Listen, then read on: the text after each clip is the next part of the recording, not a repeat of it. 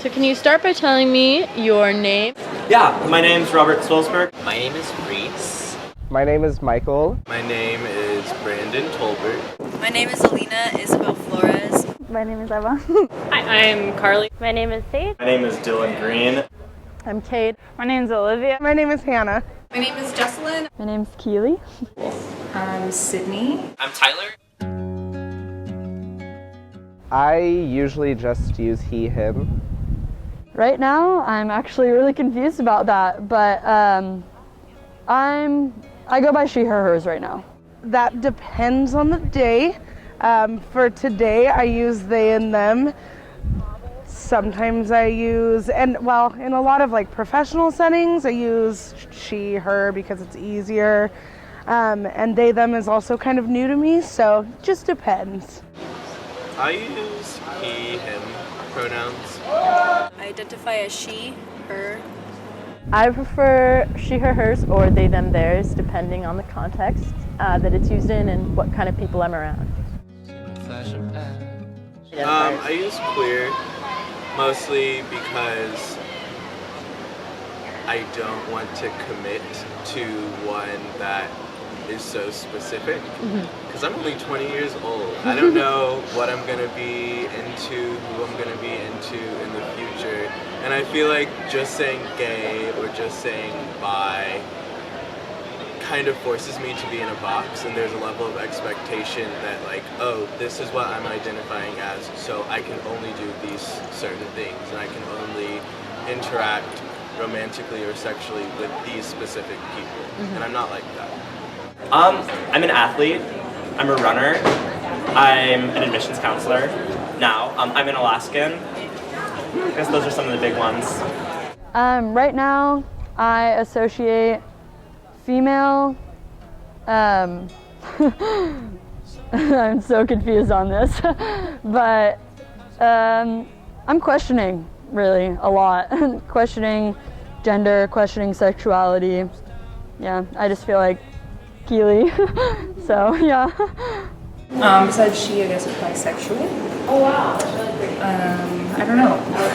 I've never really thought about it. Well, I'm heterosexual, but I do believe that people, if they're attracted to a gender, I feel like it should just be accepted. And I think that people should just be more aware of that you can be attracted to any gender. And I think it's a big sign that a lot of men nowadays are like, yeah, he's cute, like I get it. When before people would be like, no, I'm a dude, no, I can't do that. So I like that people are becoming more like accepting to that both genders are attractive and you can find them pretty or handsome or anything you want.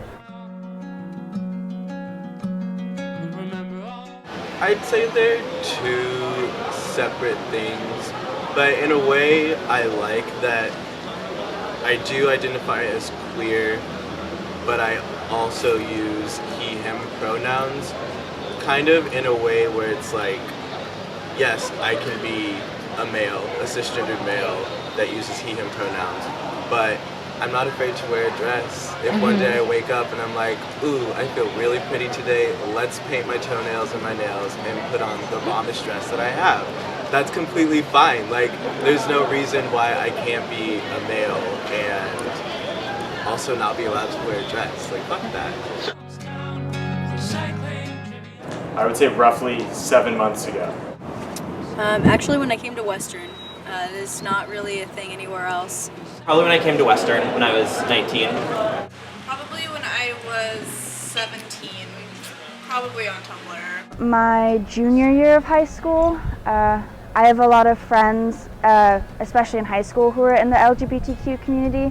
All of them were actually pretty much, and so they just kind of taught me about that.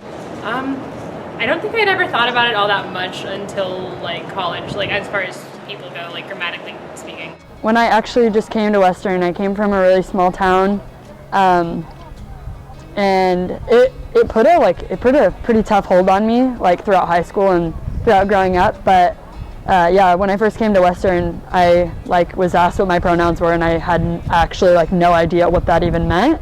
So yeah, when I first came here. I would say that I learned about them in definitely coming to university opened me up to more diverse circles where people were educating me on it, and also in academic context of like being in women's studies classes and things like that.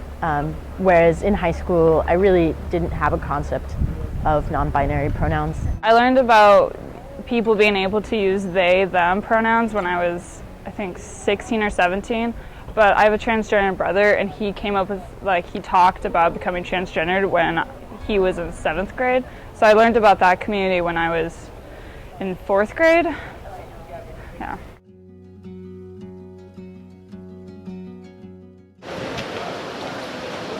To be honest, I think that it's a very personal thing that sometimes I'm a little apprehensive about just kind of going up, oh, what pronouns do you prefer?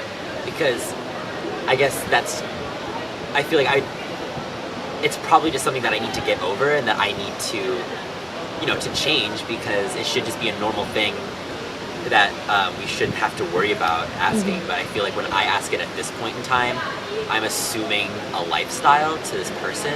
It's like, oh, well, this person obviously has an alternative pronoun, so I should ask. So I think I'm always a little apprehensive, but that is something that I need to get over to make it a more, because it really, I guess it should be acceptable, right? To not assume. I am pretty comfortable with it, although I don't do it as often as I should. I find myself in the presence of people who get misgendered or are asked that question a lot, and so I watch it happen a lot, and I see that people who do identify as something other than binary pronouns like being asked, because that way they have a chance to clarify. I think I realized that I feel more comfortable when people ask me right off the bat if they're wondering, because that's just better than having them skirt around the question or skirt around pronouns or something like that. I haven't had a lot of opportunities where I just go up to someone and I'm talking to them in like 5 minutes and say, hey, what are your preferred pronouns? I guess I just kind of use my abilities of inference to understand and get a vibe for how people feel, and there haven't really been any specific ways that have been taught to us about how we can ask people about pronouns.